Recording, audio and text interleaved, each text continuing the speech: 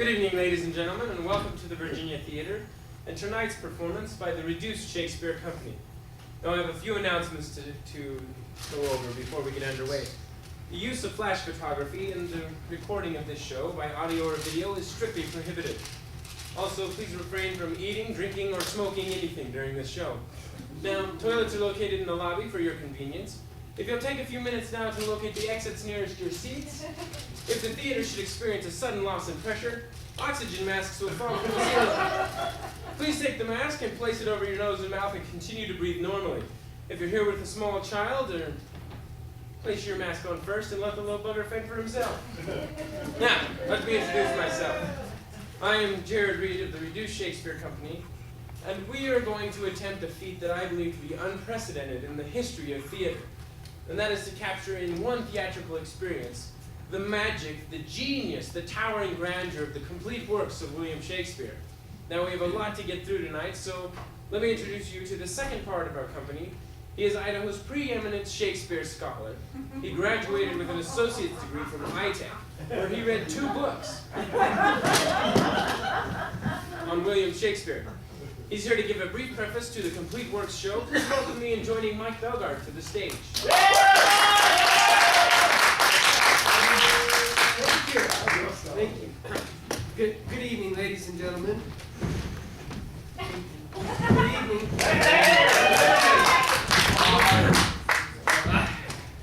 William Shakespeare, playwright, poet, actor, philosopher, a man whose creative and literary genius have had an immeasurably profound impact on the entire English-speaking world. And yeah. But how much do we inhabitants of the 21st century, really know and appreciate the tremendous volume of work contained in this single book? Exactly the problem, not so little. And I think I can further illustrate our point here if it'd be all right if I could conduct a brief poll amongst our audience. Hey, can I get the house lights for just a second? There we go. Now, you guys are a theater-going crowd. No doubt above average cultural and literary awareness. No doubt. I don't know why you guys are laughing at that. But if I could have a brief show of hands, how many of you have actually ever seen or read any play by William Shakespeare? Any play? Oh. Hey, Jared? We should probably get out of here because I think they may know more than we do. No. Get up there. No. We should start running. No. They don't know Shakespeare from Shinola. Would you just do your thing? What should I do? What? Narrow it down. Fine. We'll see if we can narrow it down a bit. Shall we? Let me see here. How many of you here tonight, raise your hands, have ever seen or read All's Well That Ends Well? That seems to be separating the wheat from the chaff quite nicely. Let's see if we can find out who the true Shakespeare trivia champs are tonight. Let's see. How many of you have ever seen or read King John?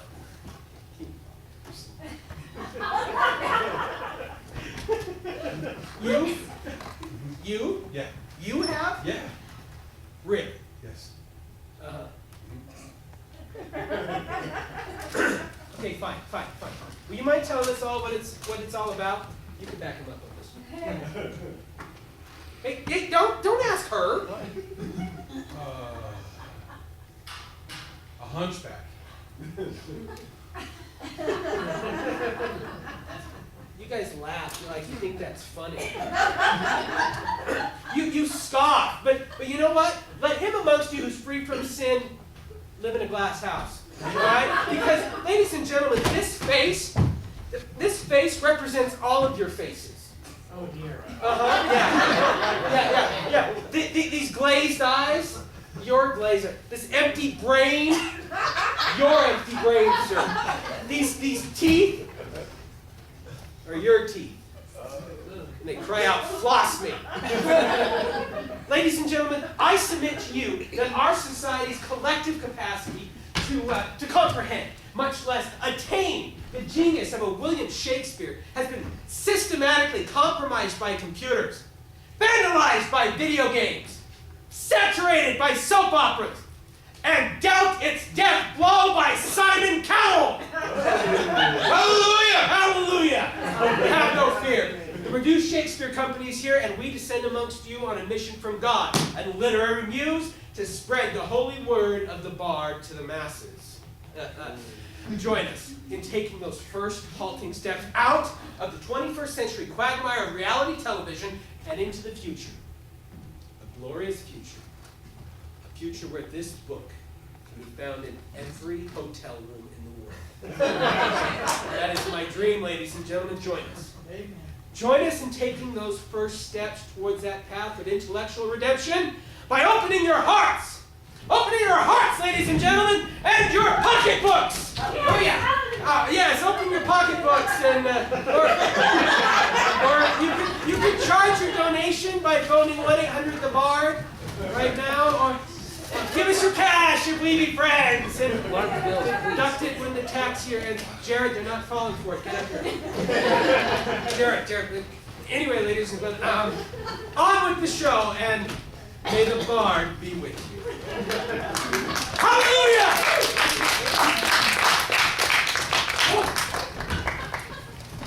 Now,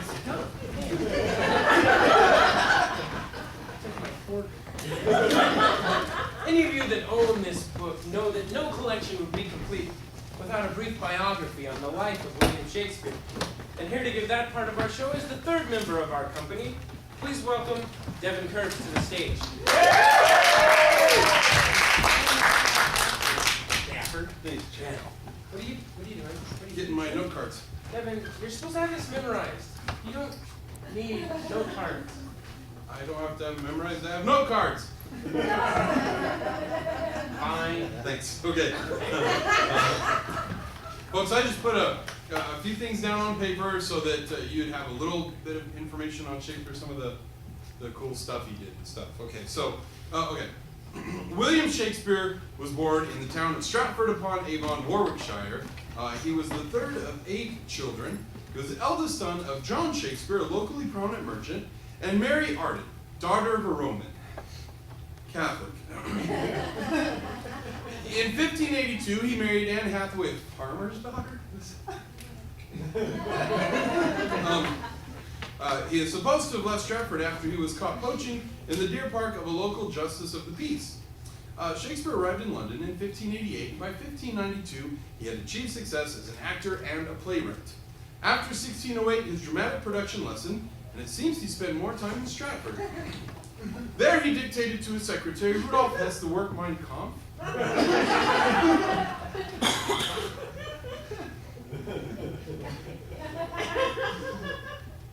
In which he set forth his program for the restoration of Germany to a dominant position in Europe. After reoccupying the Rhineland zone between France and Germany, annexing Austria, the Sudetenland, and the remainder of Czechoslovakia, Shakespeare invaded Poland on September 1st. I didn't know Shakespeare did that stuff. He didn't. Where did you get this? Wikipedia. I'm almost done. Hold on. Okay. Shakespeare remained in Berlin when the Russians entered the city and committed suicide with his mistress Ava Brown. Oh, he lies buried at the church at Stratford. Thank you.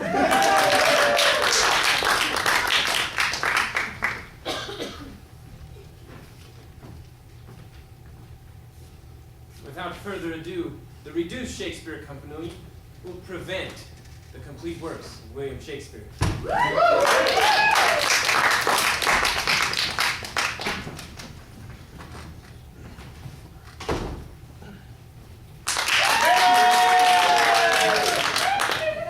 Thank you, Mom.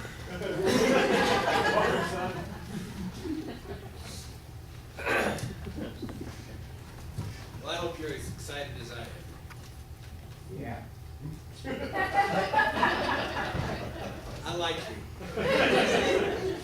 You not so much. All the world's a stage, and all the men and women are merely players. They each have their exits and their entrances. And one man in his time plays many parts. Exactly. One man plays many parts, how true. You see, Devin and Jared are going to be attempting to portray all the major character roles of Romeo and Juliet. What better place to begin our exploration of the complete works of the greatest of all English playwrights than in Verona, Italy. Now, Devin and Jared are going to attempt to portray all the major character roles while I fill in with crucial bits of narration. After extensive textual analysis and research, we've decided to begin our abbreviated version of Romeo and Juliet with the prologue. Two households, both alike in dignity, in fair Verona where we lay our scene. From ancient grudge break to new mutiny, where civil blood makes civil hands unclean. From forth the fatal loins of these two foes, a pair of star-crossed lovers take their lives, whose misadventure piteous overthrows do with their deaths bury their parents' strife.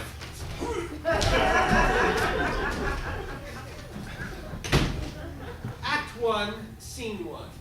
In the street meet two men. One tall, the other handsome. One Benvolio, the other Samson. Their hatred fueled by ancient feud. For one serves Capulet, the other Montague. Oh, I had a little dog and his name was Mr. James. I sent him to the Oh, it's him. I hate his family. I swear I'm gonna kill him. Do you bite your thumb at me, sir? No, sir, I do but bite my thumb. Do you bite your thumb at me, sir? No, I do not bite my thumb at you. I do but bite my thumb. You quarrel, sir. Quarrel, sir? No, sir. But if you do, I am for you. I serve as good a man as you. No better. Yes, better. You lie! Ah!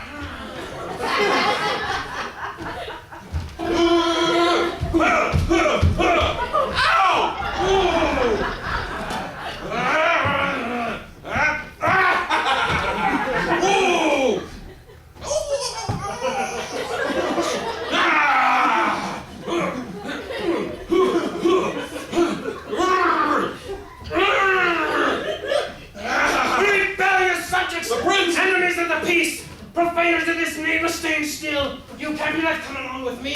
Benvolio, come here this afternoon to know your father pleasure in this case.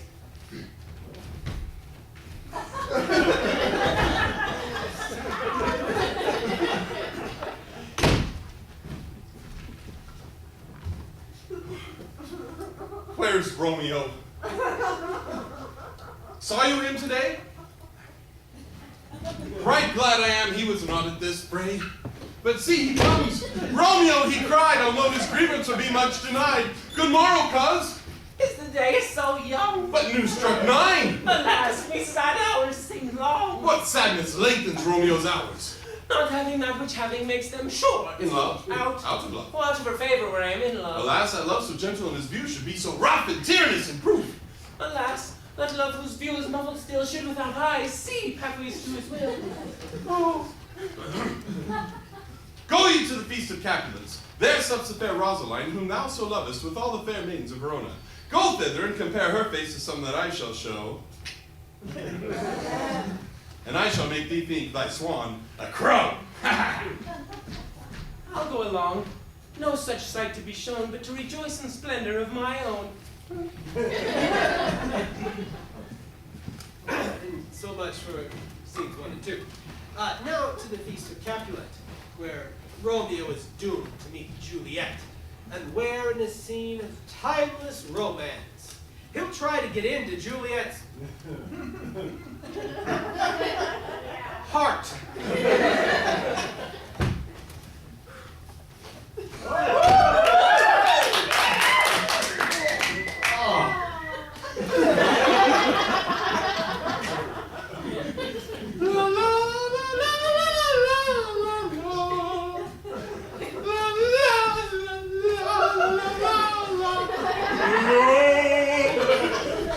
Oh, she doth teach the torches to burn bright. Did my heart love till now forswear its sight? For ne'er I saw true beauty till this night. If I profane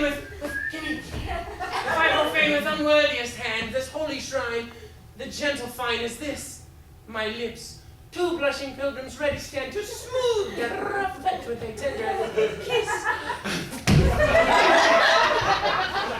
Good pilgrim, you do wrong your hands too much, which verily devotion shows in this.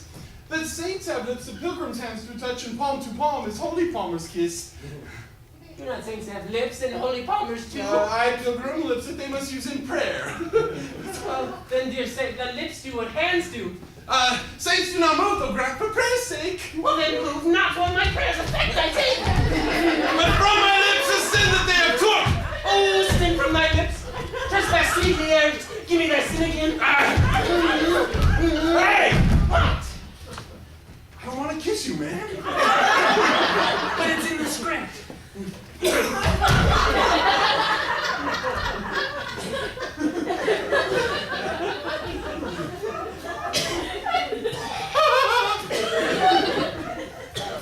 You kissed by the book. What? Oh, coming, mother. Is she a Capulet? Aye, so I fear. The more is my unrest. What are you doing? The balcony scene. The soft light through yonder window breaks. Oh, Romeo, wherefore art thou, Romeo? Oh, deny thy father and refuse thy name, or if thou wilt not be but sworn, my love, and I shall no longer be a Capulet. For what's in a name anyway? That which we call a nose by any other name would still smell. Cough thy name, which is no part of thee, and take all myself. I take thee at thy word. Call me but love, and I shall be new baptized. Henceforth I shall never be Romeo. Oh, what man art thou? Art thou not Romeo? And a Montague? Neither, fair maid, if I do thee dislike. Dost thou love me then?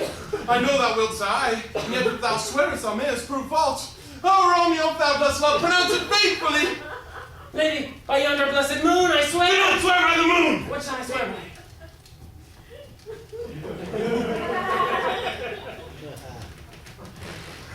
Swear by that lady right out there.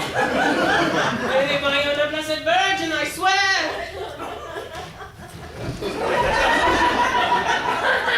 I don't think so. Oh, do not swear at all. Although I take joy in thee, I take no joy in this contract tonight. It is too rash, too sudden, too unadvised, too like the lightning which doth cease to be ere one can say it lightens. Sweet, good night. Wilt thou leave me so unsatisfied? What satisfaction canst thou have? The exchange of thy love's faithful vows for mine. Oh, good pilgrim. I did receive them before thou didst request them. 3 words, gentle Romeo, and then good night indeed. If that thy bent of love be honorable, thy purpose marriage, send word tomorrow. Good night, good night. Parting with such sweet sorrow. Really it is. Sleep dwell upon mine eyes, and peace in my breast. Oh, that I were sleep and peace, so sweet to rest. I'll give him a round of applause.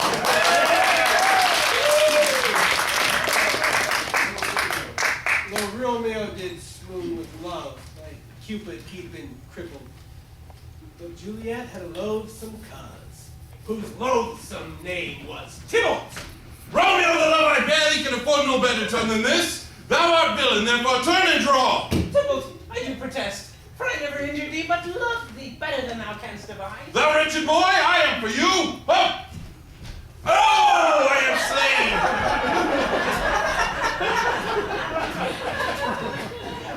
What are we gonna do now? I don't know, kind of skipped a lot. Just go here. Man. They won't know that they're So, Wait, Tybalt, we got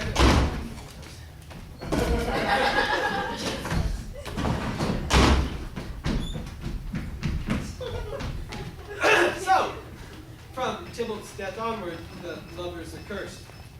Despite the best efforts of friar and nurse, their fate pursues them. They can't seem to duck it.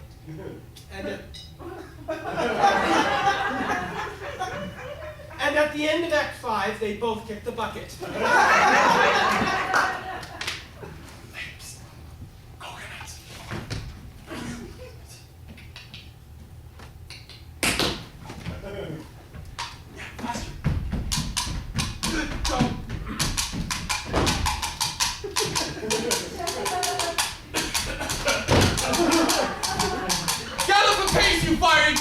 Steve. Whoa! Whoa! Whoa! And bring in night immediately. Oh, come night, come gentle night, come Romeo, thou day and night. Come loving night, come black-browed night, oh. Night, night, night, night. Come. And bring me my Romeo immediately.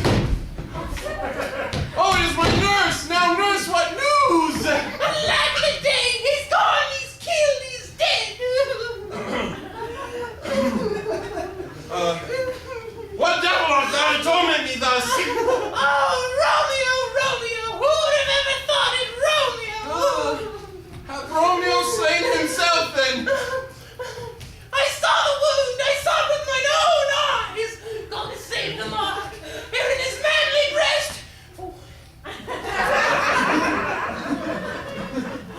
Here in his manly breast. Men are all Decembers. They take things apart and reassemble. I don't know what a December is. Oh, Romeo! My Romeo is dead! He's gone! No, Romeo, no! Ah! What are you doing tonight?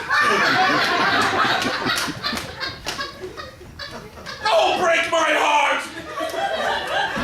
Vile earth, resign in motion here, and thou and Romeo, go have a beer. I don't know. Dibble was the best friend I ever had. But ever I should see thee murdered.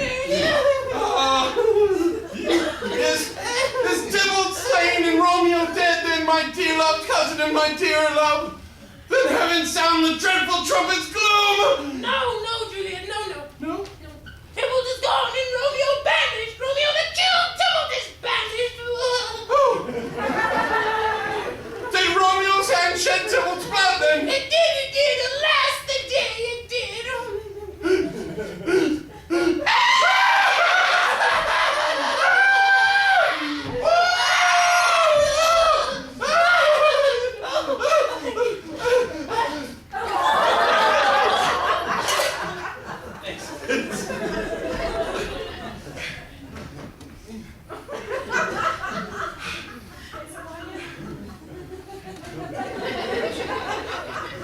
You'll get your chance later.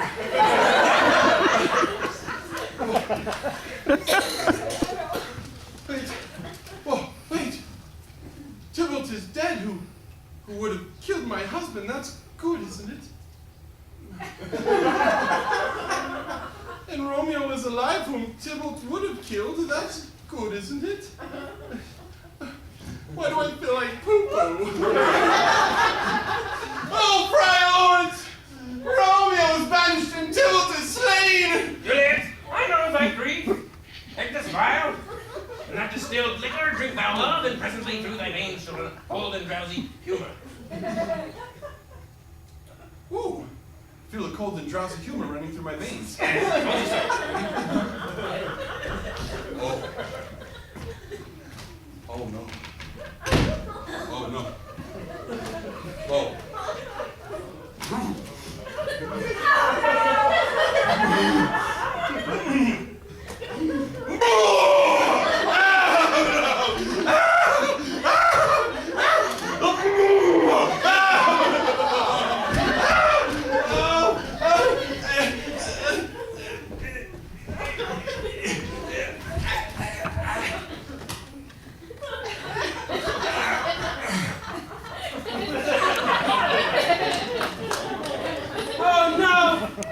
My love, my wife, death that has sucked the honey of thy breath, yet hath no power on my beauty. Juliet, why art thou yet so fair? I don't know. Shall I believe that unsubstantial death is amorous to keep thee in the dark its paramour? Here's to my love. Apothecary, thy drugs are quick. Thus, with the kiss, I die. Oh, yeah.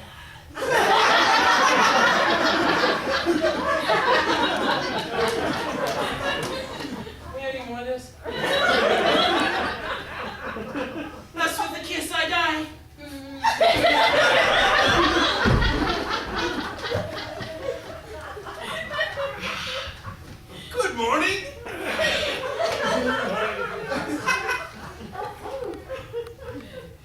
love. Ah! Romeo! What is this? A cup clenched in my true love's hands? Poison I see hath been its timeless end. Oh, churl! Drunk all and left no friendly drop to help me after? Then I shall be brief. Oh, happy dagger, this shall be thy sheath.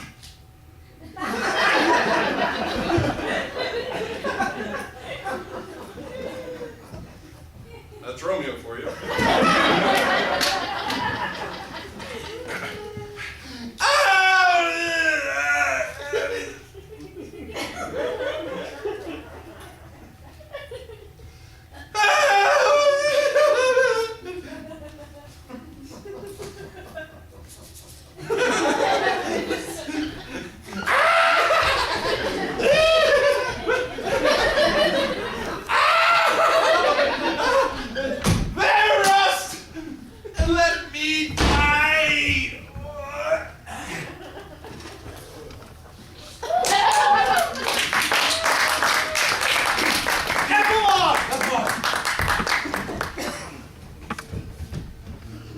A glooming peace this morning with it brings. The sun for sorrow will not show its head. Go forth and have more talk of these sad things. For some will be pardoned and others punished. But never was there a tale of more woe than this of Juliet and her Romeo. And Romeo and Juliet are dead.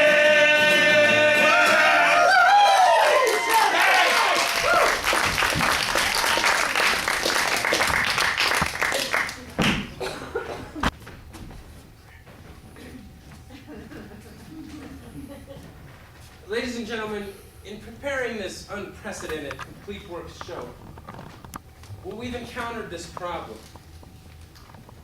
How to make these 400-year-old plays accessible to a modern audience. One popular trend is to take Shakespeare's plays and transpose them into modern settings. We've seen evidence of this with Shakespeare's plays set in such unusual locations as the lunar landscape, Nazi concentration camps, and Atomic City, Idaho. Now, in this vein, Mike has traced the roots of Shakespeare's symbolism in the context of a pre-Nietzschean society through the totality of a jejune circular relationship of form, contrasted with the complete otherness of the metaphysical cosmologies and the ethical mores entrenched in the collective subconscious of an agrarian race. Now, we present Shakespeare's first tragedy, Titus Andronicus, as a cooking show.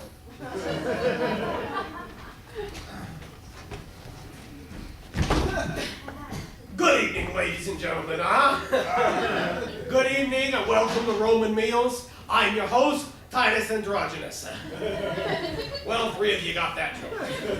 Now, when you've had a long day, your son's murdered, your left hand chopped off, your daughter assaulted, her tongue chopped out, both her hands chopped off, well, the last thing you want to do is cook. Yeah, unless you cook the attacker and serve him to his mother at a dinner party. My daughter Lavinia and I will show you out.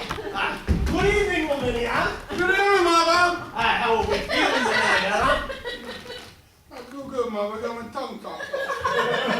I know. That's a bummer, ain't it? But we'll have revenge, won't we? Now, hark, villain. I will grind your bones to dust, and of the blood I will make a paste, and of the paste a coffin I will rear and make a pasty of your shameful head. Come on, Lavinia, receive the blood. Now, the first thing you want to do, ladies and gentlemen, is make a nice, clean incision from carotid artery to jugular vein, like so. Oh, Mom, that's really gross. Yeah, now, you want to be sure to use a big bowl for this, because the human body has about 4 quarts of blood. And when that he is dead, which should be right about now, let me go grind his bones to powder small. and in this hateful liquor temperate, and in that vile base let his head be baked at 350 degrees, and 40 minutes later, you're gonna have the loveliest human head pie fit to serve a king, with lady fingers for dessert. Now, who will be the first to try this delicious, tasty treat, huh? Welcome, gracious lord. Welcome, drag queen. Will it please you eat? Will it please you feed? Oh, come on, hey, I got one. Come on. It's finger licking good.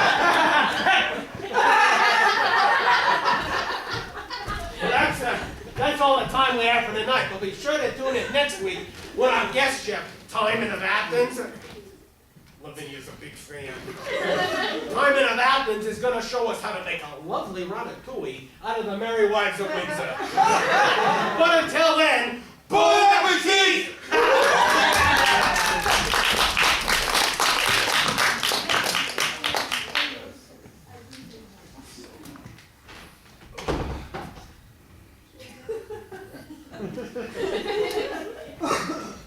I hope no one was too offended by Titus Andronicus. It seems as a young writer, Shakespeare went through a bit of a blood and guts period. No doubt if he were alive today, he'd be in Hollywood working on Titus Andronicus 9, Just As Us. But let's move on, shall we? To explore the genius more evident in the more mature plays that Shakespeare wrote, as we present the dark and brooding tragedy, Othello, the Moor of Venice.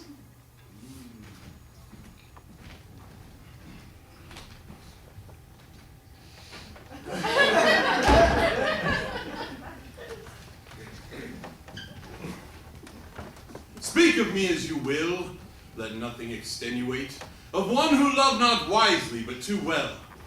For never was there a story of more woe than this of Othello and his Desdemona. Oh, Desi.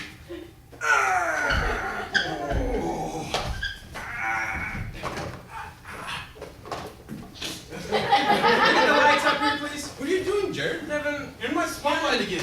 get up! What? I have to apologize for Devin. We let him research this play on his own. And he looked up more in the dictionary, apparently, and found it to be a place to tie up boats. Which in this case, Devin is totally pea-brained and could get us sued. Because in the 16th century, the word Moor referred to a black person.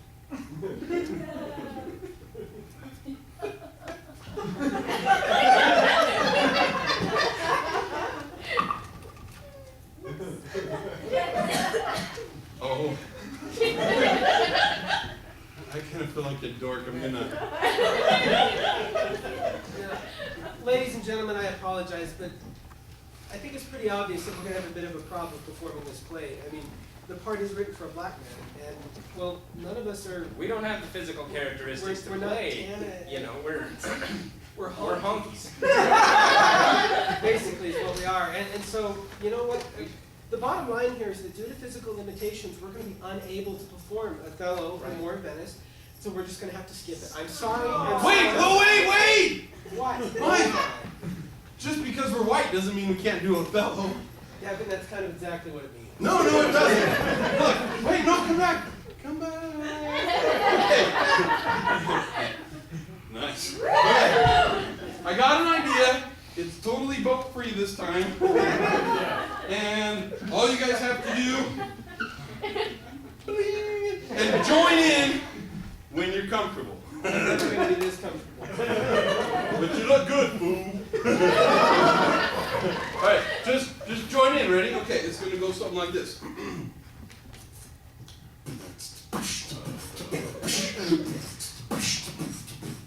Now here's a little story about a brother named Othello. He liked white women and he liked green jello. That's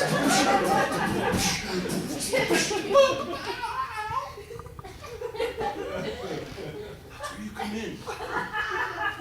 It's your turn. Oh, my.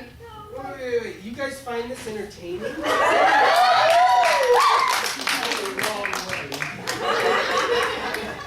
Yeah. All right. Okay, green jello, that's what you're you're working with, okay? I'm gonna drop the beat one time for you. Just don't drop it on my phone. Okay. Ready? Yes.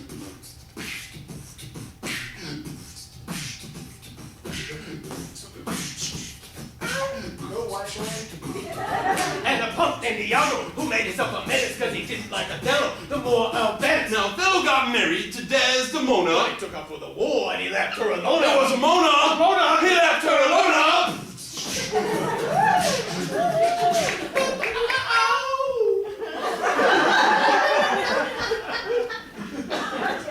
Jared, put your bling back on. You dropped the beat. You know what? Hey, he just needs some help. Everybody, come on. Come on.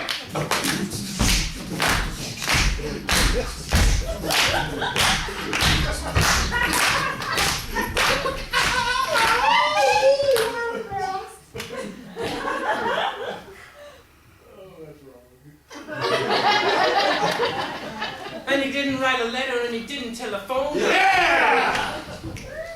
Desdemona, she was faithful, she was chastity tight, she was the daughter of a duke. Yes, she was totally white. But Iago had a plan that was clever and sly. He was cruel. He was slick. He was not a nice guy. Said, I'm gonna shaft them all. How you gonna do it? Tell us! Well, I know his tragic flaws, and he's too darn jealous. I need a dupe, I need a dope, I need a kind of a schmo. He finds a chump sucker by the name of Cassio. And he plants on him Desdemona's handkerchief. And Othello gets a wonder, just maybe if. Well, he's been out fighting, commanding an army. Desi and Cass were playing hide the So he comes back home and stick a pillow in her face. He turns around and soliloquizes about his disgrace. But there's Amelia at the Who door. we met in Act 4. She said, you big dummy, she wasn't no whore, she was pure, she was clean, she was virginal too. So why'd you have to go and make the face turn blue? It's true. It's you. Now what you gonna do when Othello say? Yo, this is getting pretty scary. So he pulls out his blade and he committed Harry Carey. Now Iago got caught, but he probably copped a plea. Loaded up his bag. And he moved to Beverly.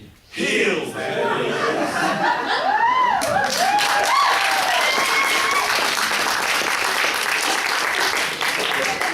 Africa. I'm so worried right now. How does that feel, actually? Homeboy. Sweet. That was the right word. I'm back to normal. Okay. Why don't we take a break from all this heavy tragedy and move on to the comedies for a while? Ooh, good idea. Now, when it came to the comedies, Shakespeare was a genius at borrowing and adapting plot devices from other theatrical traditions. That's right. These influences include the Roman plays of Plots and Terence, as well as Ovid's Metamorphoses, which are hysterically funny. Not. Anyway, as well as the rich Italian tradition of Commedia dell'arte. Basically, what he's trying to say, folks, is Shakespeare stole everything he ever wrote. No. Stole is kind of harsh. Distilled. Okay. A little bit. All right. Then he distilled the 3 or 4 funniest gimmicks of his time and milked them into 16 plays. You see, Shakespeare was a bit of a formula writer. When he found a device that worked, well, he used it. Over and over and over again. So the question we have, Mr. Shakespeare, is this. Why did you write 16 comedies when you could have written just one? So, in answer to this question, we've taken the liberty of condensing all 16 of Shakespeare's comedies into one play, which we have entitled The Comedy of Two Well-Measured Gentlemen Lost in the Merry Wives of Venice on a Midsummer's 12th Night in Winter. Or, Cymbeline, taming Pericles, the merchant in the tempest of love, as much as you like it for nothing. or, The love boat goes to Verona.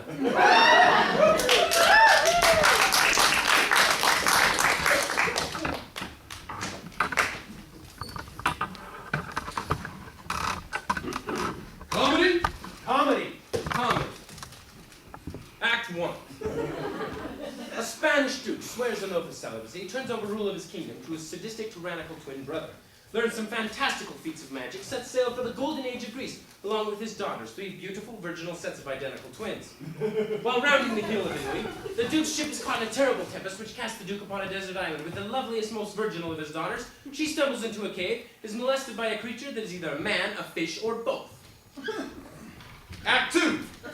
The long-lost sons of the Duke's brother, also coincidentally 3 sets of identical twins, have just arrived in Italy. Though still possessed of an inner nobility, they are ragged, destitute, penniless, flea-infested, shadows of the men they once were, and in the utmost extreme are forced to borrow money from an old Jew who deceives them into putting down their brains as collateral on the loan. Meanwhile, the 6 brothers have fallen in love with the 6 Italian sisters, 3 of whom are sharp-tongued, contentious little shrews, while the other 3 are submissive, air-headed little bimbos.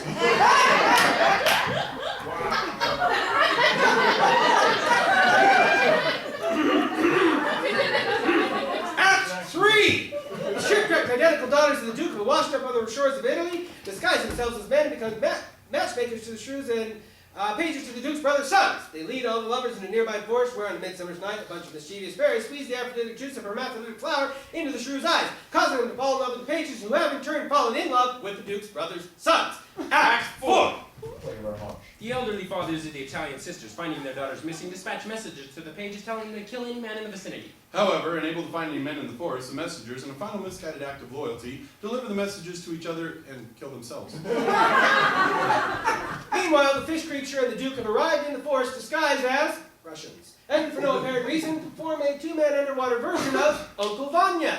Act 5! The Duke commands the fairies to right the wrongs. The pages and the bimbos get into a knockdown, drag-out fight in the mud. During which the page's clothing gets ripped off, revealing The Duke recognizes his daughters. The Duke's brother's sons recognize their uncle. and one of the bimbos grows up to be governor of Alaska. And they all got married and went out to dinner. Except for a minor character in Act 2 who gets eaten by a bear, and the Duke's brother's sons, who, unable to pay back the old Jew, give themselves lobotomies. And they all lived happily ever after.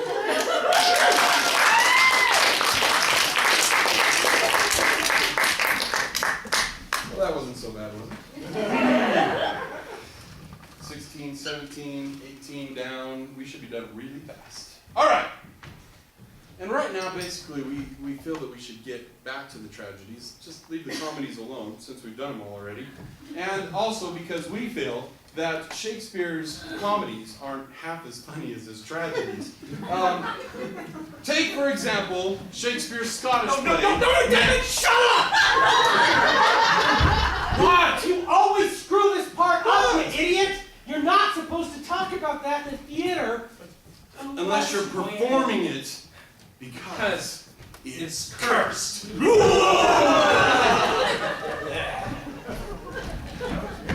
Fortunately, however, we of the reduced Shakespeare Company not only perform an abbreviated version of Macbeth,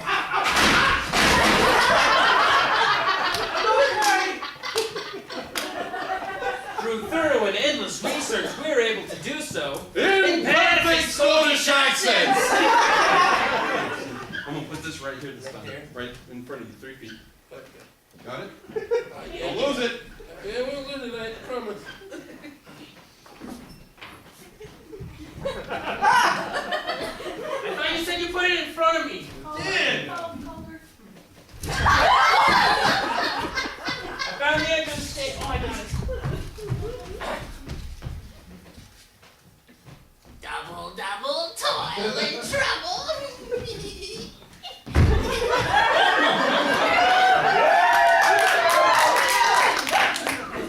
Stay ye and neck! Perfect speaker! Tell me, Mick!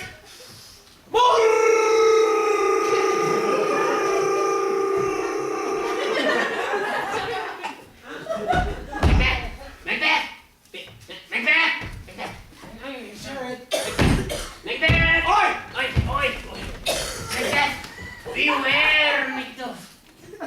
No man born of woman shall harm Macbeth. Though burning wood come to Dunsinane, don't you know? Ah, that's the great Aye. Didn't what they need to clear the climate, though. Look! And see you, Jimmy! That from my mother's womb I was untimely ripped! What do you think about that? Ah, it's bloody disgusting. Just like their mother's wallpaper. Lay on the great head his face. Ah! Macbeth! You killed my babies! You murdered my wife! Aye. And this doesn't make any sense because I came to visit you! But worst of all, you trapped in me stew!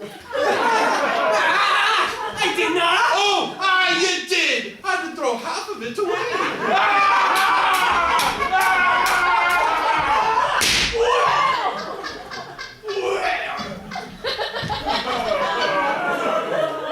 Behold, where lies the cursed usurper's head? Macbeth, yours is out in the windy. Look, and know that never was there a story of more blood and death than this, oh Mr. and Mrs. Macbeth. Thank you.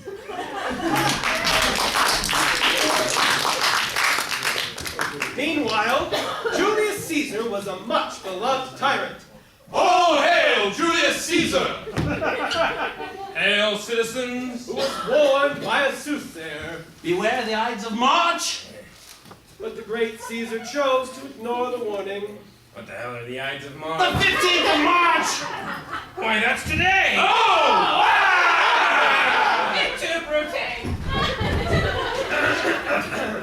Friends, Romans, countrymen, lend me your rears. Ears, shut up. For I come to bury Caesar. So let's bury him. And get on with my play. Anthony, I'm Cleopatra! Is this an asp I see before me? Psst. Oh!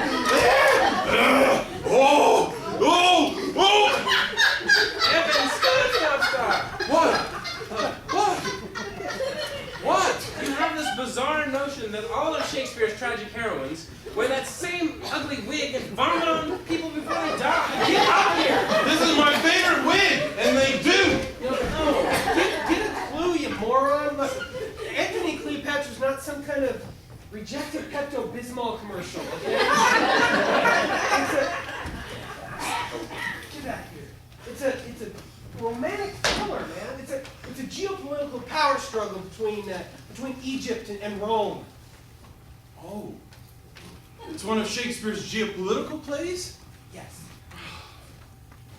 If I would have known that, I would have never messed around with it. I mean, Shakespeare's geopolitical stuff is some of my favorite work. It's like the things he wrote about 400 or 500 years ago are still relevant today. Like, what was that one how he wrote about how nuclear energy would affect the Russians? Wait. Affected. You idiots. Shakespeare never wrote about nuclear energy or the Soviet Union or anything like that. Yeah, he totally did. It was, hold on, it's called Chernobyl Kinsman, and it was totally intense. No, Devin. Shakespeare wrote a play called Two Noble Kinsmen. Two noble kinsmen. Not Chernobyl kinsmen. Two noble kinsmen. Fine. Then what's Two Noble Kinsmen about? I'm glad you asked, because you see, Two Noble Kinsmen is the story of a girl who goes insane with the fear that her boyfriend is about to be eaten by wolves and her father hanged. Serious? Yeah, it's riveting stuff. Yeah, that's all fine, but is Boris Yeltsin in it? No! Well, then I've never heard of that play. Well, Kevin, I'm not surprised that you haven't heard of it. What is it? It's not even really one of Shakespeare's better-known works. I mean, it's kind of in... I should explain. Ladies and gentlemen, I apologize. Two Noble Kinsmen, you see, it actually falls into the category of Shakespeare's work that scholars like to refer to as the Apocrypha. Huh? Oh, okay, some scholarly circles refer to them as the obscure plays. Sometimes they're called the lesser plays. Okay, you guys in Shelley probably call them the bad plays. Hey, like this one. This one's not bad yet. But the point I'm making here is that not all of the Apocrypha are completely without merit. But one of them, Troilus and Cressida, hardly crap at all. You see, I actually have written about it at great length in my soon-to-be-released book that I wrote about William Shakespeare called I Love My Willie. You know what? I think this is the perfect time to show you. It's my book. I Love My Willie. What were you guys thinking? Look, guys, I was thinking we could just do a brief, improvised version of Troilus and Cressida based upon the chapters from my book. Yeah, we could do an interpretive dance performance art version. Oh, I love performance art. It's so pretentious. Okay, I know. We can use Troilus and Cressida as a jumping off point to explore deeper themes, like the transient nature of life, or the mythology involved in the arising and dissipation of forms. Hey, go get some props. Okay. No, guys, stop. What? No, let's just do a simple, quick, straightforward, scholarly approach. Come on. I'm almost ready. Fine. Whatever. Look, I don't care anymore. I'm ready. Go. Read. Troilus and Cressida was written in 1603 and published in Porto in 1604, and it appears in the first volume. Although this version is some 166 lines longer in the 1645. Thank you. Damn it! What are you doing, Go to your room. Go. You get off the stage. Come on. You guys, look, this is serious work, okay? And you guys, you should be ashamed of yourself thinking that that's quality entertainment. Hey, look. My book has nothing to do with Barnum and Bailey and the amazing talking chimp, all right? Okay? Look, I address the very real possibility that some of Shakespeare's plays may have in fact been written, wait for it, by Elvis Presley, okay? You see, there was this whole time warp thing, and there was this alien abduction. It was kind of like episode 19 of Star Trek. I know you've seen it. Anyway, what, Jared? Is there anything about plot in there? Plot to what? Yeah. Oh, the plot! Story. First, cover the plot. What kind of scholar do you think I am? That's see, the footnote of page 29, it says plot right there. You wrote that in crayon. Shut up. Look, plot, okay? Troilus, youngest son of Priam, king of Troy. Happy now? Yeah, hold on, I got this one. Here, you be Troilus. You be the king. Let's do this one. Wait, okay, fine. Okay. Where was I? Troilus loves Cressida.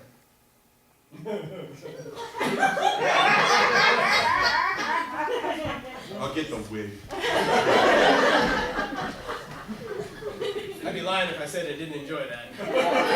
Anyway, she's arranged with her uncle Pandarus for a meeting, and though she's attracted to him, she has to feign I indifference. have to feign indifference?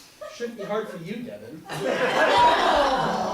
Anyway, where was I? Meanwhile, Agamemnon, the great Greek commander, you see, he's surrounded the city and he's cut off their resources. It's looking Mike, hey, What? stop!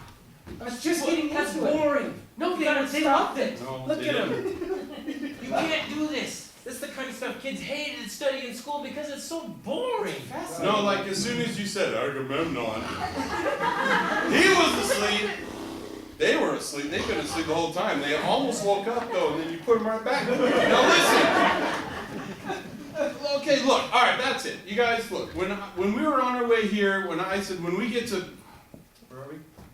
Shelley. When we get to Shelley, I will not do dry, boring, vomitless Shakespeare for you. I won't do it. So you're trying to make them sick. It's irrelevant. Now listen. Look, you know this is kind of like what was happening when I was going to school, right? School. You remember, Mike? It was a while ago. Stone tablets and all. But listen. Did you write your wheel? We didn't have them yet. Okay, listen. I am old. Okay, so I was still sitting in school. That's it. I'm getting serious now. All right, look, folks. I would be sitting in school. Story time. Trying to pay attention in class. We were supposed to be studying Shakespeare, but instead, what was I doing? Something shiny? Kind of. I'd be looking out the window at all those kids. What were they doing? They were playing. They were playing sports. Tetherball, foursquare, you know, the good ones. And I'd say, why can't Shakespeare be more like sports? Sports, Devin? Sports. What do you mean, Damon? Well, sports are visceral. They're exciting. They're fun to watch. Take, for example, the histories, with all those kings and queens killing each other off, the throne passing from one generation to the next. It's exactly like playing football, only you do it with a crown. Hmm? You know what? What? You know, fine. Just for the sake of argument, great, fine. They're identical. Good job. Thanks. That's fine. Hey, you know, I could see that. What? Let's do this. Let's get macho. Shall we? Line them up. Come on. Let's get macho. I have my macho pants on. Me too. Let's do it. Yeah. 25, 42, Richard III, Henry VIII, Part 1, 2, 3, ho! And the crown is snapped back to Richard II, well-spoken monarch from the 14th century.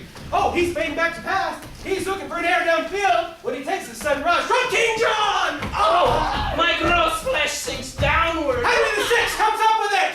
Victory is mine! He's killing me by King John, that rarely performed player of the 12th century. Oh, he's killing him out there. This could very well be the one end of the War of the Roses cycle. My soul have elbow room. King John's in the clear. He's at the 30, the 20. He's poisoned on the 10-yard line. Looks like he's out for the game. Taking his place is number 72, King Lear. If I were our kingdom in 3, Cordelia, you go long. Penalty marker is down. Oh. Fictional character on the field. King Lear's out, and he's not happy about it.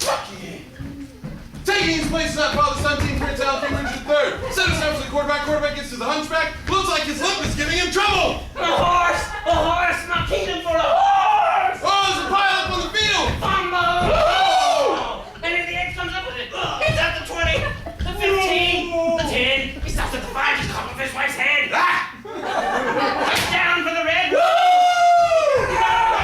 Beginning of the 2 nasty. Cheers, okay. Richard III dies a babe and Charles III. Go Fergie! I'm so 2008. You're so 2008. No, Fergie from the 80s, like, remember she was... Weight Watchers, Fergie? That was the 90s, but yeah. Can we switch it to Kate now?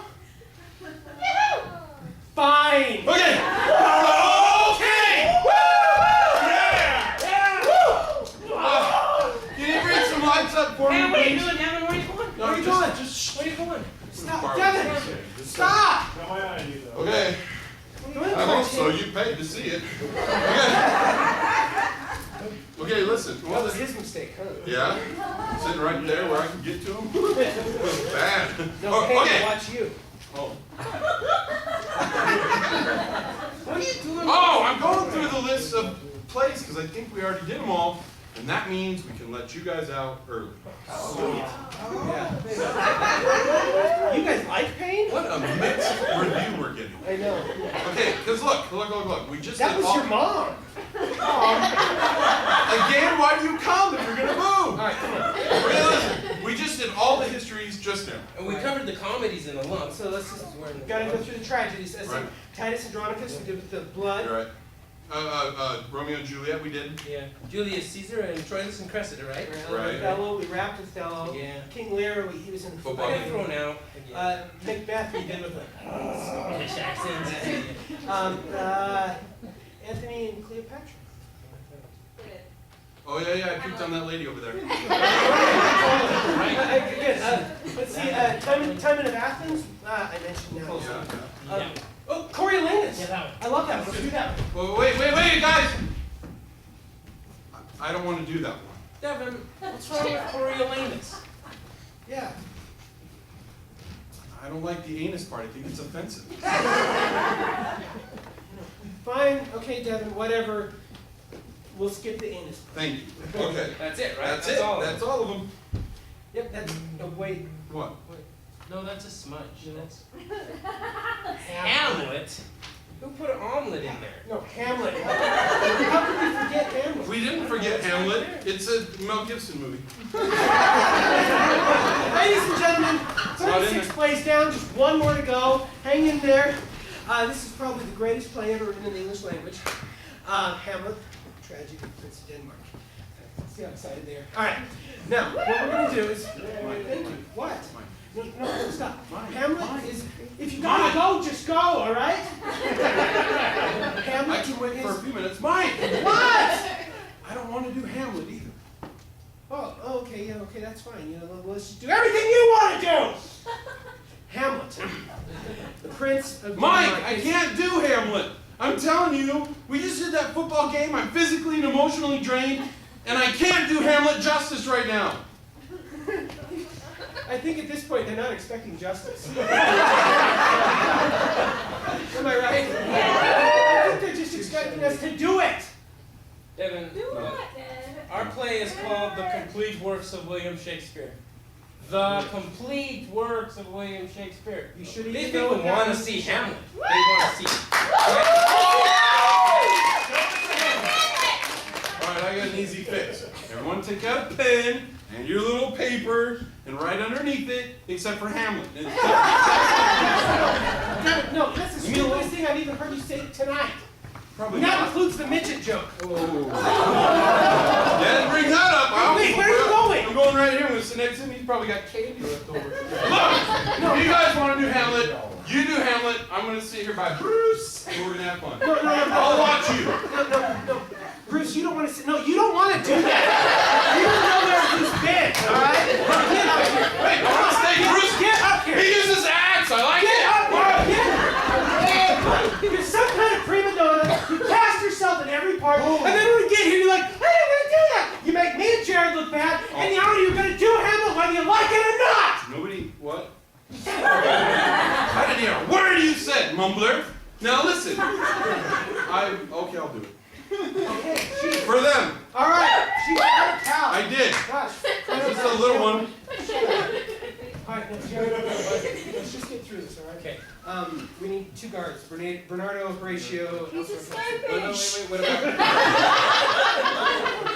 Devin, where are you going? Nowhere. I'm just waiting for my part to start. What about Rosencrantz and Guildenstern? They're dead.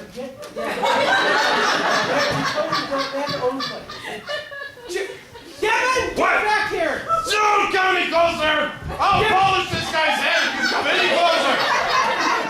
Go ahead, I don't think it can get much worse! You would know! I won't do it! I won't do it! I won't do it! You can't make me do it!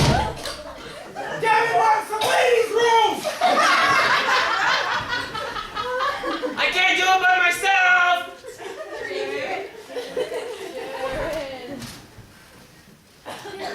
Well, Mike is usually much faster than Devin, so they should be back any minute now.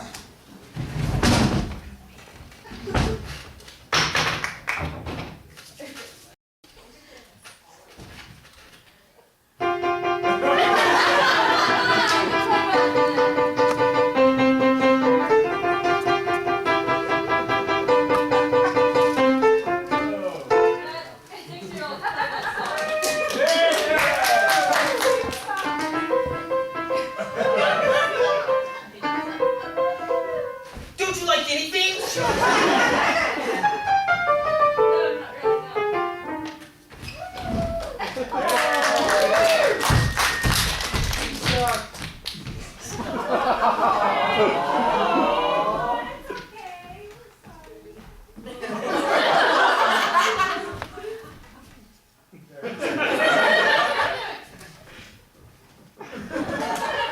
Why don't we take an intermission here and feel free to go in the lobby and get some concessions and popcorn and use the restrooms, and Mike and Devin should be back in about 10 minutes and we can do Hamlet, I hope.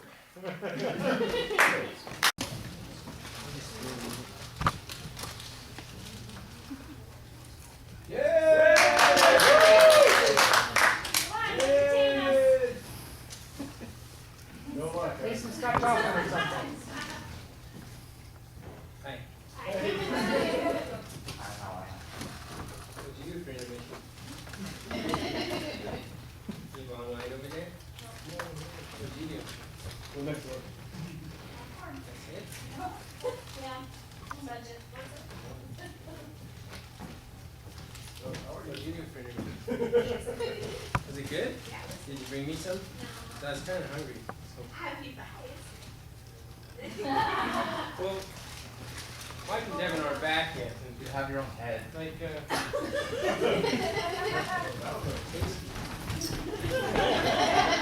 Mike called me a few minutes ago and he said he found Devin out on I-15 with a sign that said Ford Hall or Bust. He's going to try to rowdy about me.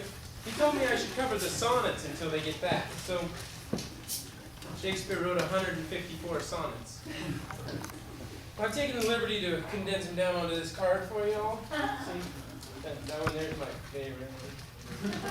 That's it, that's a good one. So I thought I could just, pass it through the audience and like I'll start over here and you can read it and enjoy it, and then you pass it to him and on. When it gets to the back, then maybe they'll be back. Anyway, can I get the house lights up, Bob? So I'll just start it with you. Wait, can you read? Are you sure? We're gonna skip this guy back here. Kevin, get in there! I can't. No, you can't make me do it! That's what we're about to do. We know this scene, frontwards and backwards. Oh, all right? foreshadowing, are we? You get in there! Leave me alone! All right, look, we can't enough, all right? Leave me alone. We're just Leave me alone! No, stop. Call an ambulance.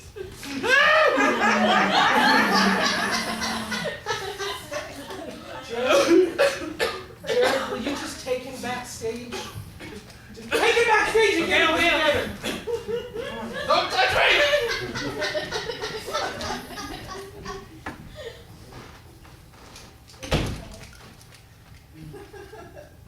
That Laurence Olivier never had to deal with any of this. Not anymore, anyway. Anyway, I'm glad you guys all came back. Yeah. But you know what? First, hey Bob, can we get some mood lighting up? Whoa, it was almost like we rehearsed that. Anyway, ladies and gentlemen, we're about to perform the greatest play ever written in the English language.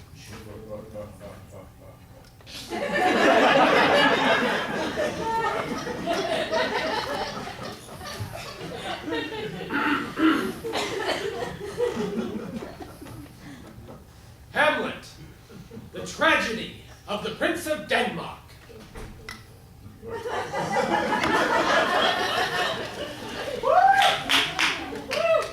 The place, Denmark. The time, a long time ago, in a galaxy. You guys are way too predictable. Anyway, stop! I will turn this show right around. The battlements of Elsinore Castle, round about midnight, two gods enter.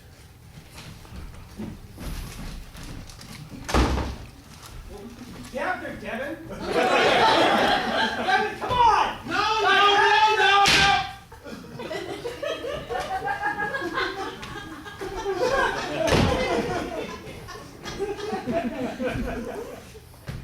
Who's there?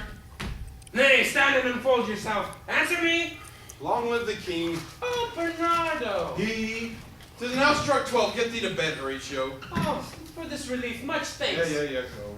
Peace, break the off, look where it comes. Mark it, Horatio, would be spoke to. What art thou? By heaven, I charge thee, speak. 'Tis gone. It was about to speak when the cock crew. Break away, Archer. By my advice, let us impart what we have seen tonight unto Hamlet, Prince of Denmark.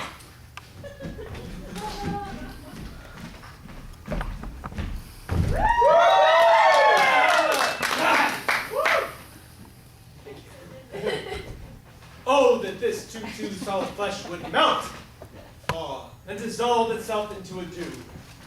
That it should come to this. But 2 months dead, so loving to my mother. Frailty, thy name is woman! You, yeah, you, right, not you, you! Uh-huh. Married with mine uncle, my father's brother! The funeral baked meats did coldly furnish for.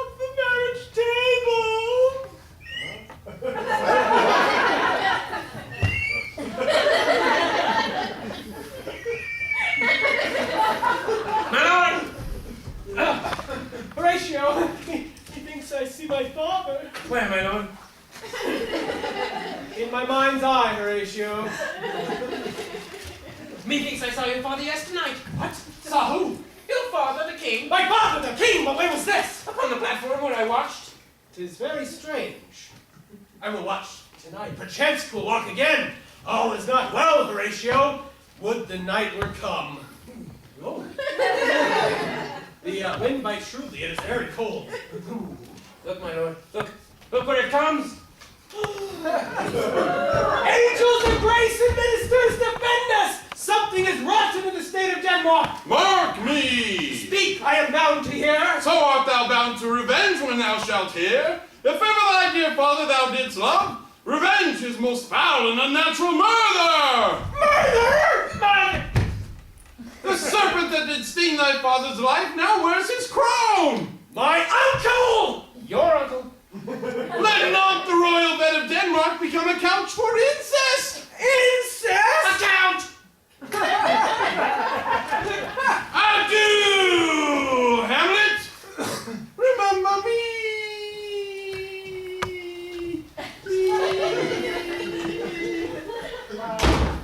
My lord, this is strange.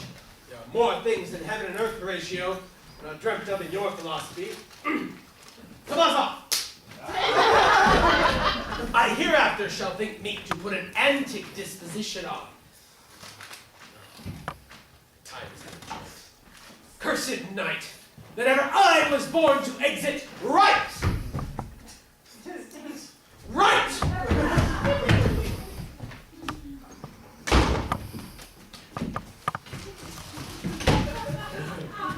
Neither a borrower nor a lender be. My lord, as I was in my closet, Lord Hamlet, with his doublet all embraced, no hat upon his head, pale as his shirt, knees knocking each other, with a look so piteous in purport, as if he had been loosed from hell to speak horrors, he came before me. Mad for thy love. I know not. But this is the very ecstasy of love. Oh. Though brevity is the very soul of wit, I shall be brief. He is mad. Poor wretch comes reading. Away, I beseech you, away.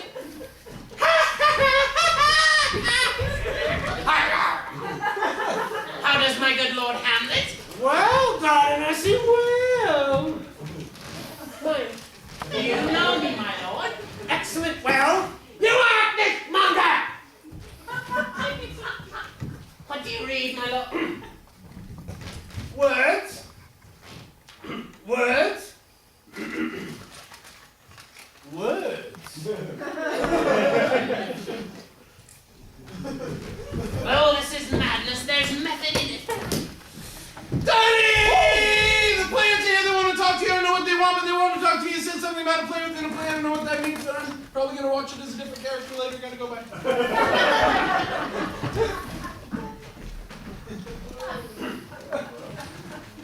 I am mad. North, northwest. When the wind is southerly. I know a hawk from a handsaw. I don't know what it means either. I'll have these players play something like the murder of my father before mine uncle. I'll observe his looks. If he do but blench, I'll know my course. Play's the thing, wherein I'll catch the conscience of the king.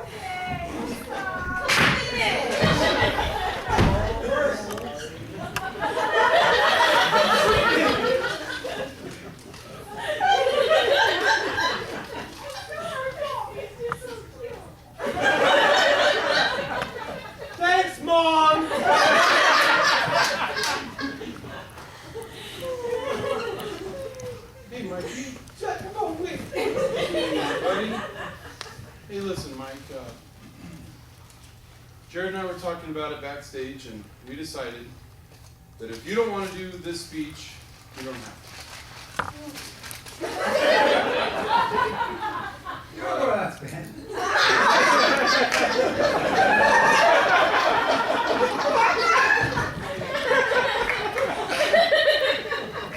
Thanks for taking over for me. I'm going to talk to you. All right, folks. All right. Here, look, you're going to have to excuse me. This is a very heavy, emotional speech. And he's been under a lot of pressure lately. Well, with what happened with Felicia and everything.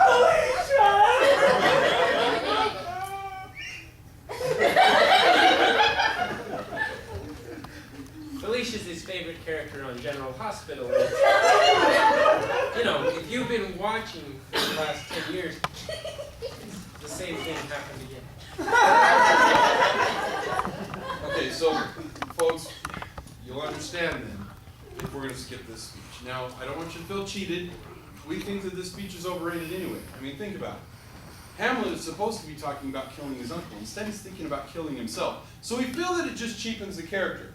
So we're going to skip the speech, move ahead to a later point in the play. Wait, let's go to the play within a play scene. Yeah? That's a good. Wait. There's one other big speech of Hamlet's that I don't think we can cut. We should do. What the what a piece of work as man speech? Yeah, that one. That one.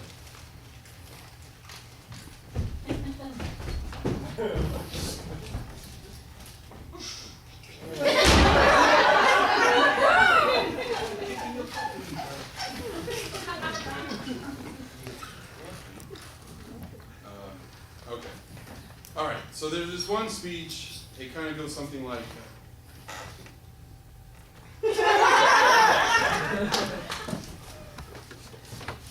I have of late, wherefore I know not, lost all my mirth, forgone all custom of exercise, and indeed it goes so heavy with my disposition, that this goodly frame, the earth, seems to me a sterile promontory.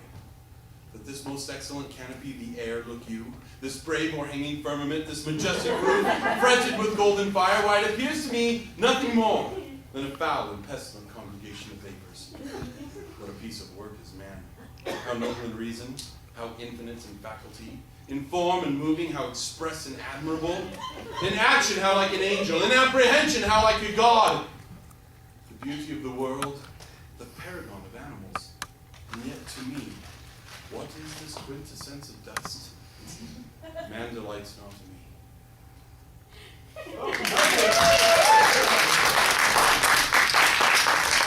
So we'll skip that and go right to the killing, right? Right. Wait a minute. What about to get thee to a nunnery scene? Yeah, let's do that one real No, quick. I can't do that when I'm not in the right costume. But we have to change real quick. It's central to the plot. No, I'm not in the right character either. Go change. I'm not going to change. Look, I just can't jump into a feeling. She's a very complex character. Oh, no. It's easy. It's not easy. It's difficult. No, it's easy. Anybody can play that character. My mom can play that character. She tried once. That girl over there can play this character. Which girl? Okay. That one, right back there. But you know what? Fine. Let's just get her to do it. If Devin doesn't want to do it, let's just get her to do it. Hey, wait. Mike, this isn't Which fair. one? This one right here? That one. This one. Oh, okay. That's not fair. Mike, I didn't make you do your speech. You're just going to bring some bozo on stage to let me there. Hey. Don't call her a bozo. She's a volunteer. You shouldn't volunteer. You went and got her. No, look. I'm volunteering. Oh. Don't talk to them. It's not worth it. All right, look. Now, in this scene, focus. In this scene, it's a very simple scene. It's not. It's extremely difficult. Kevin! Now, focus. Okay. This scene, you see, Hamlet and Ophelia kind of have this off and on relationship, but with what's been going on with Hamlet's father and his mother and his uncle, all that. He's being a great big dork. Kevin, go to your corner over there. Which corner? That one, right there. No, come up here. Good. Now, what he really wants to do is just say, get out of his life, right? So he says to her, get thee to another. Now, in our version of the scene, all Ophelia has to do in response is, she screams. I can do that. You can handle it. Oh, good. I love it. All right, well, let's just try it real quick right now. Yeah, good luck. Devin, shut it. All right. Step in character.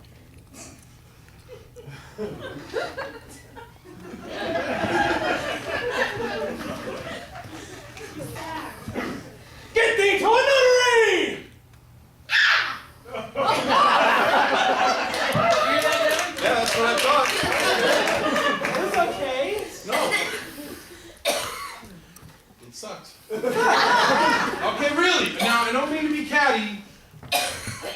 but you're not an actress, and frankly, it shows. I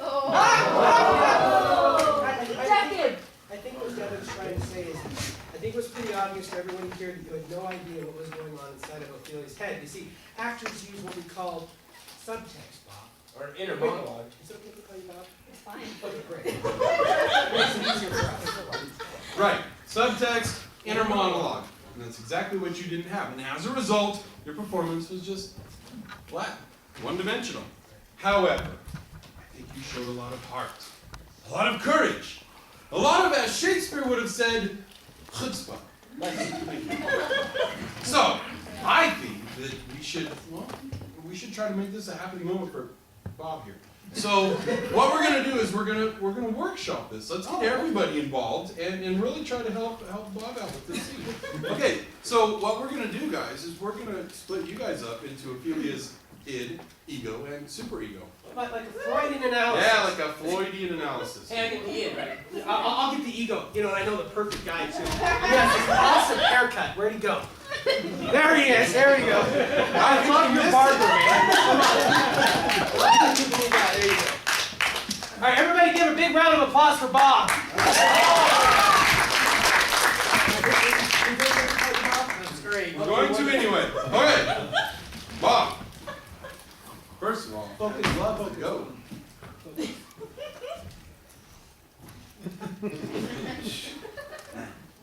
At this point in the play, Ophelia's ego That's you. is confused. It's flighty. It's an ego on the run. So what we're going to have you do, Bob, is we're going to have you start over here, and when we say go, we want you to run back and forth across the stage in front of Ophelia, kind of acting out that craziness. All right? Can you handle that? Gotcha. All right, awesome. We're going to do a little test run real quick, okay? On your mark. He's ready. He's like a thoroughbred. Get set. Go.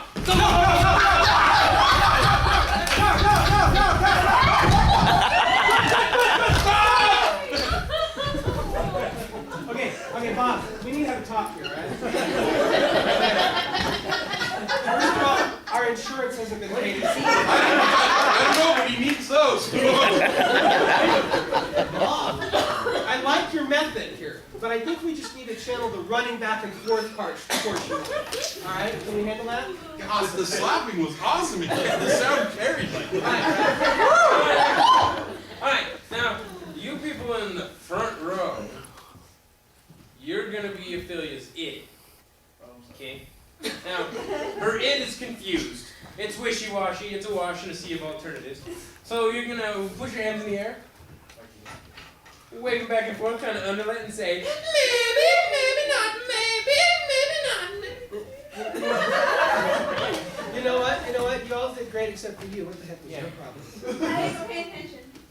Apparently, everyone else was kind of getting into it. He was slow at first, and then he's like, you know what? This is kind of a groovy thing. Yeah, all right. But you just kind of flamed out there. You know what that means, don't you, Bob? You get to do it All by yourself. Hey, don't worry, nobody's watching either. So you want to put your hands up? All right. Maybe that. Maybe that. All right, we'll work on that. Give her a round of applause. Okay, good. So we have the ego, we have the id, we have the Bob. Now, what we need is the superego. Now, this is the part of the psyche that is, well, it's very complex. It's extremely deep-rooted, deep-seated. They're like your irrational fears and terrors and the things that really motivate you. Yeah. Kind of behind the scenes. Some of them don't ever even make sense to you. You just And carry they- them with and they them your never go whole away. life. Your whole life. Kind of like being a Democrat. Right. So what we need to do to get this going is we need to split the rest of you guys into 3 parts. So Mike, I need you to help me with this. Oh, sure. Okay, thanks. So now from where Mike is to where Mike's gonna be. Okay. From right there over to my left. All right. You guys are section A. Okay. Got it. Okay. Now from where Mike is now to where Mike is gonna be again. Draw a line, Mike. Good. You guys are section B. All right. Now from here over here, you guys are section C. Hey, it's the Spanish-speaking section. Excuse mundo. Hey, someone said 3, and everyone That was that crazy redhead girl. Obviously from Shelley. I didn't say anything. Oh no. No wonder I'm losing money. Okay, now listen. Alright, now listen. Not too hard. Section C, not 3, not I didn't even say anything. C. Alright, okay, here's what we're gonna do. Section A. You guys are gonna be the part of Ophelia's superego that is gonna put the masculine side on this, okay? You're the masculine part of the superego. Try really hard, okay?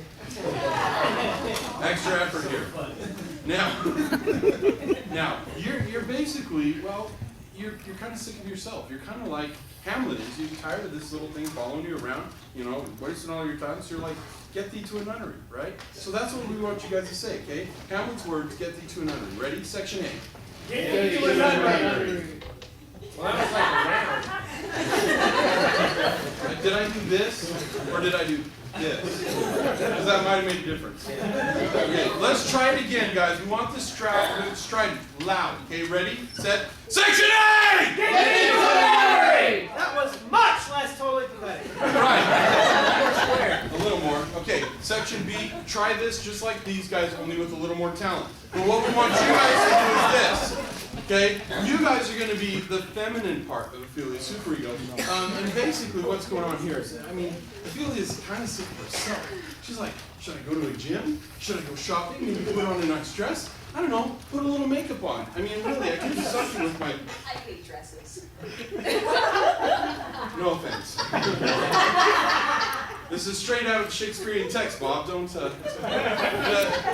Okay, so what we want you guys to say is paint an inch thick. Okay, you can do something with yourself. So Ophelia's words, paint an inch thick. Ready? Section B. Paint an inch thick. Section B. You guys are good. Section A, learn. Okay. Section C. You guys. Well, nothing's Spanish. Oh. Let me do it. No habla español. ¿Dónde están los pantalones? Pantalones de fuego. Oh. I don't know what that meant. I hope it wasn't bad. Okay. What were you going to say? Never mind. Okay, good. Section C. You guys are going to bring Ophelia into a modern context.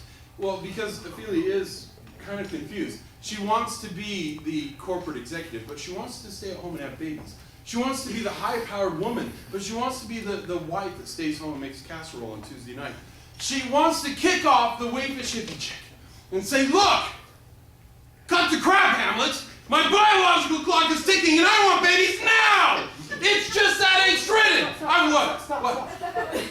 What? Yeah, let's just have him say that. Let's just have him just say that. Okay, so All right, you're going to everybody in say, Section C, you're going to say, cut the crap, Hamlet! My biological clock is ticking and I want babies now! Okay, ready? Section C! Cut the crap, Hamlet! My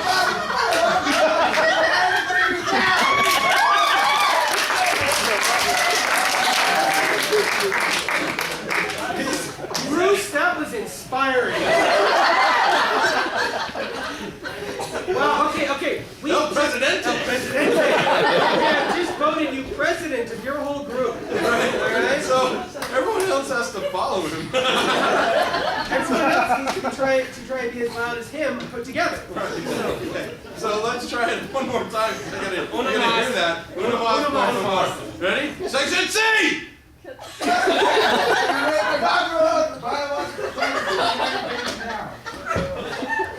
Okay. We know he's a strong leader. We know he's got presidential material deep inside. The rest of you need a lot of work. Don't want to ruin it. It must be, like he's a tyrant.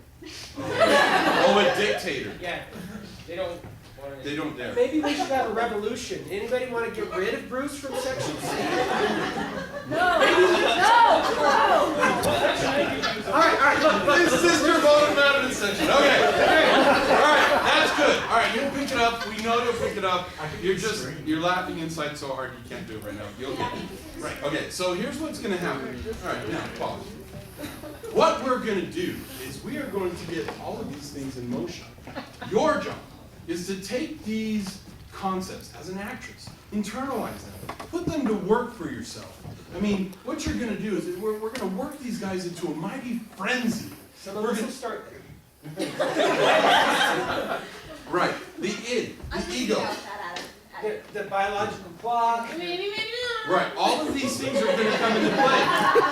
You're going to take all of these things, you're going to work them into yourself. Right, we're going to work everyone into a mighty frenzy. Right at the last moment, we're going to stop everything. All the attention is going to turn to you. You're going to let out with that scream that epitomizes Ophelia. She can't wait. But most of all, and most importantly, act natural. Okay. So Bob, we're going to start with you, all right? Remember, we're going to focus on one part of this character. You guys just ready? the running part, all right? On your mark, get set. Go! Go, go, go, go, go, go! Section A! Section B! Bruce!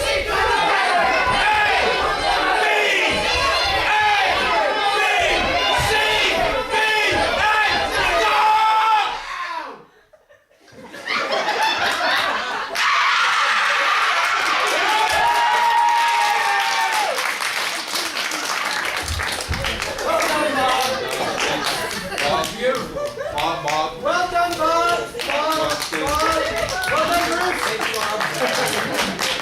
But we really shared something there, didn't we? Too much, probably. But we digress. Back to Hamlet. What? Hamlet! Oh, Hamlet. Act 2, Scene 3. The famous play within a play, where Hamlet discovers conclusive evidence that his uncle murdered his father.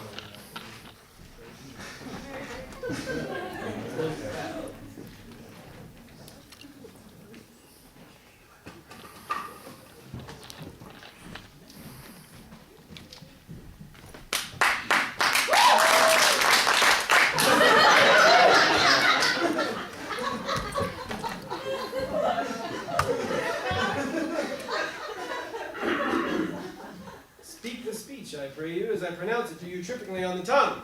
Suit the action to the word, and the word to the action, and hold as it were the mirror up to nature. Will my lord hear this piece of work? I am the king too, presently. Oh! How does my son, Hamlet, and my cousin? A little more than kin and less than kind. I don't know what you mean. These words are not mine. My lord, take a seat. I am. Refreshing.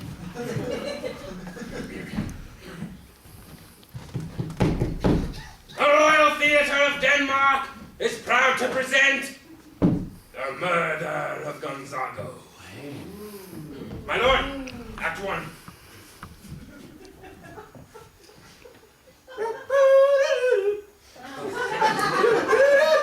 Manamada.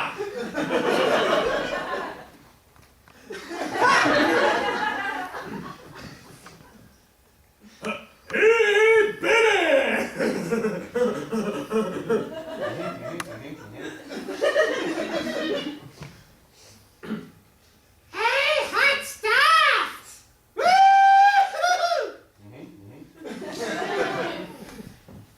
Don't do it.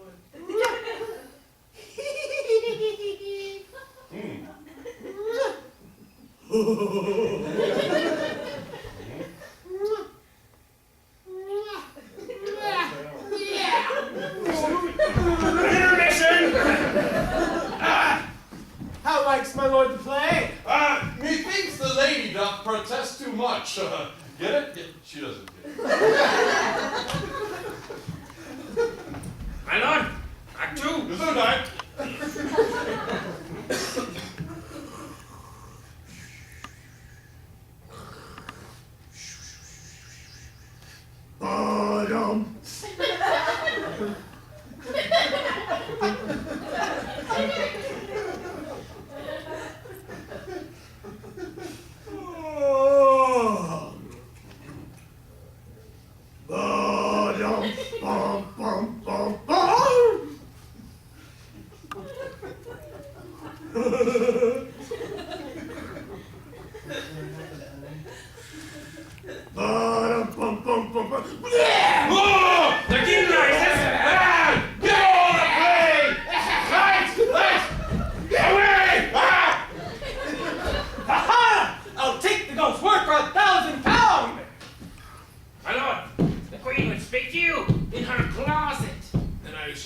to my mother. Aye.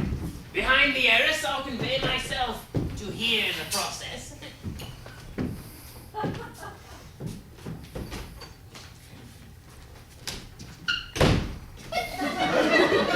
Now, mother, what's the matter? Hamlet, thy father thou hast much offended.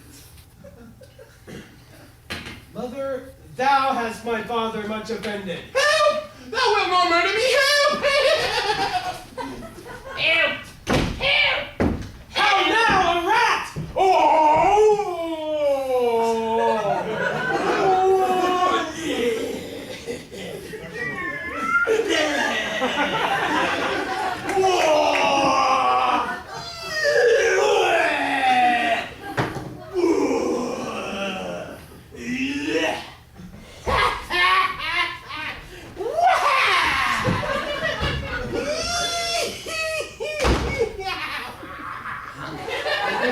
Dead for a ducat, dead!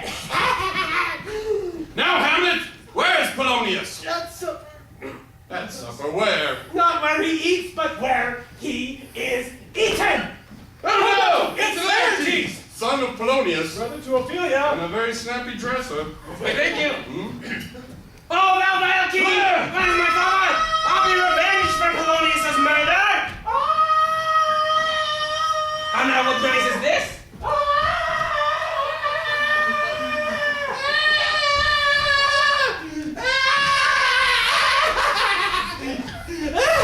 Hear me! My sister, sweet Ophelia! They bore him their face with a beer with a hey noni noni hey noni. And in his grave raised many a tear with a hey noni noni and a ha cha cha. I'm mad. I'm out of my tiny little mind. This is acting. And I had roses and violets, but I would have given them to you, but they all withered when my father died. And I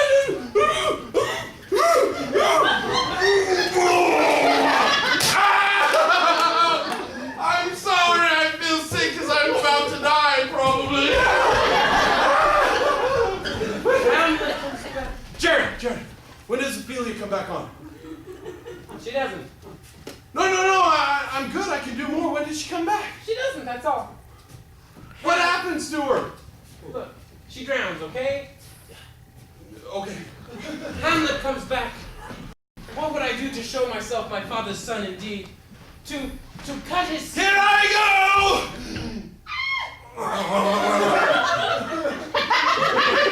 Thank you.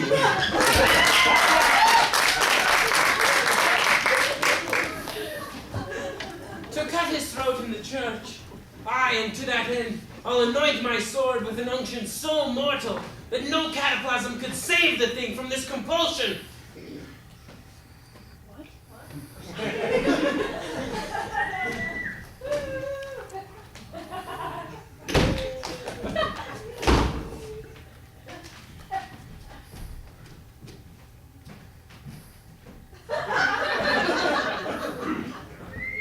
This skull had a tongue in it, and could sing once. The hills are alive. Alas, poor Yorick. I knew him. But soft, here comes the queen. Couch me well and march. Lay her in the earth, and from her fair and unpolluted flesh may the violets spring. Sweets to the sweet. Hold off the earth awhile, till I take her in my arms once more. Who is he whose grief bears such an emphasis? It is I, Hamlet the Great Dane! Now, give that to me! Mine! No, mine! Hamlet! Laertes, gentlemen, now! Devil, take thy soul! Ah, that's it! I will fight him the other way. I will fight him until my eyelids no longer wag. The cat will be you. The dog will have his day. Come, give us the foils! Now be careful, those are sharp.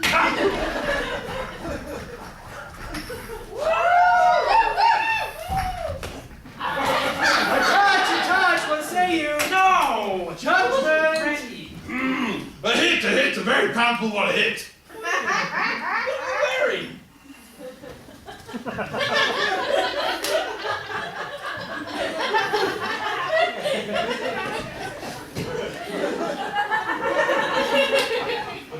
It is Friday.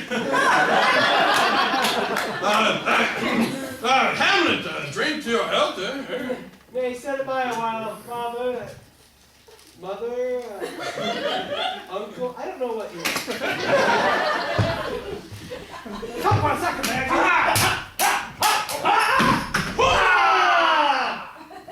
2 points, what's in it? Oh, a touch. I do confess, a touch. Hamlet, the queen drinks to thy health. No, drink that. That's poison.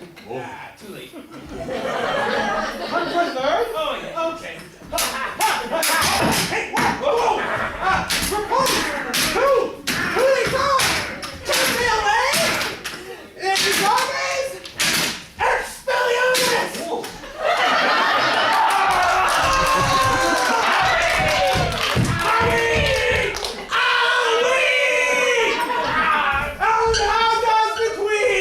She swoons to see me bleed. Oh, no! The poison! I am poisoned! No!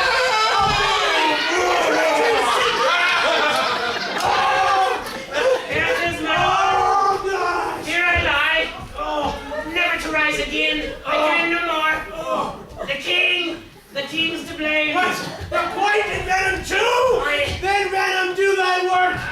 Oh, come, thou murderous, incestuous, cross-dressing Dane! Follow my mother! My lord, I am justly killed by my own treachery. Heaven, make me free of it. I follow thee. You that tremble, pale, chance, that are but mutes, or audience to this act, if ever thou didst hold me in thy hearts, you'd stop laughing, because this is a death scene. And absent thee from felicity while, and draw thy breath in this room, and tell my story, the rest is silence.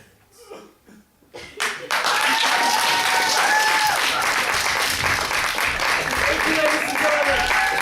Thank you. Awesome. All right, ladies and gentlemen, Keep your pants on, Bob.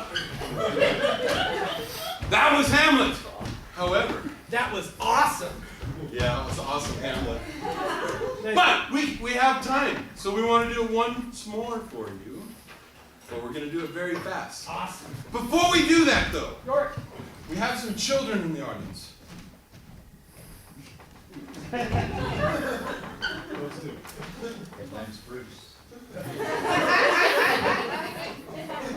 And we want to let you guys know that you've seen a lot of things on stage today that, well, just aren't appropriate for children. I mean swords and stuff, and props, flying back and forth. You can poke an eye out. So we want to let you know that we are trained professionals, and please, don't try this at home. Go to a friend's house.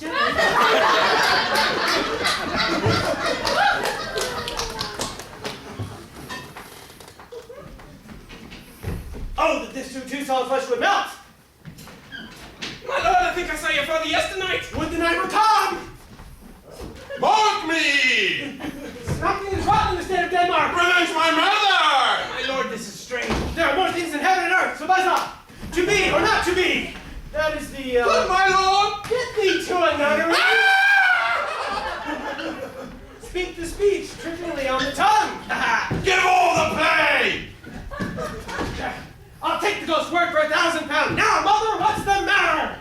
Help, thou wilt not murder me! Help, help, help! Help! Help! Help! Oh, no! A rat! Oh no, Hamlet! Where is Polonius? At supper. Where? Dead!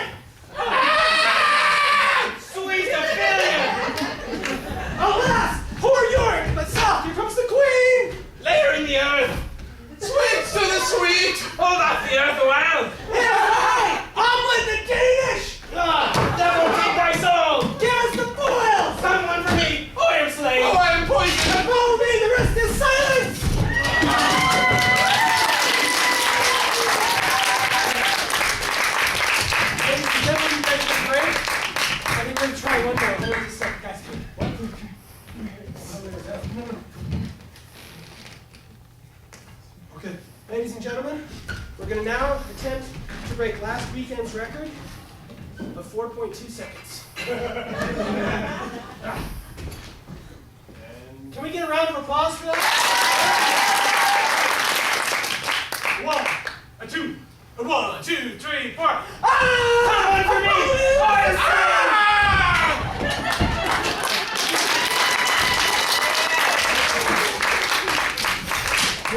You have been a fabulous audience. We have a real special treat for you guys tonight. What? Did I tell you? No. We're gonna do it backwards.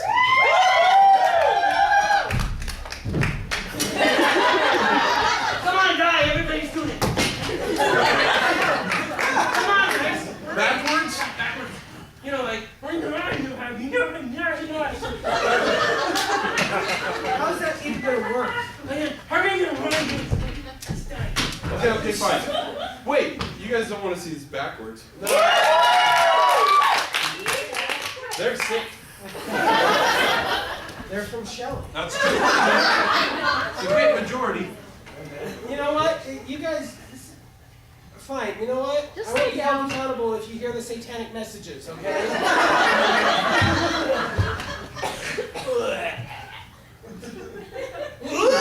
Silence is resting. The follow on. Come to Midsummer Night's Dream later. Slain in my own. Why is gain the Hamlet is this? earthly awful, Sweet, such a sweet. earthy in her lay. Queen comes here. Yorick poor lass. Fulfill your sleep.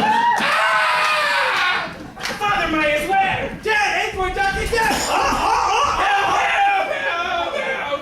Help! Do that, Will. What? Do that one. Now, No. mother now. Separate, nigga. Trippingly on the tongue speech to speak. Nunnery ain't to the Oh again. my good. B2 not or B2? Horatio, earth and heaven things and more are there. Strange as Lord Mike. Boom! Ian Rotten or something. Should I call the old song? I think I Lord Mike. That looks like solitude to this side. Oh, You think. Thank you. Thank you.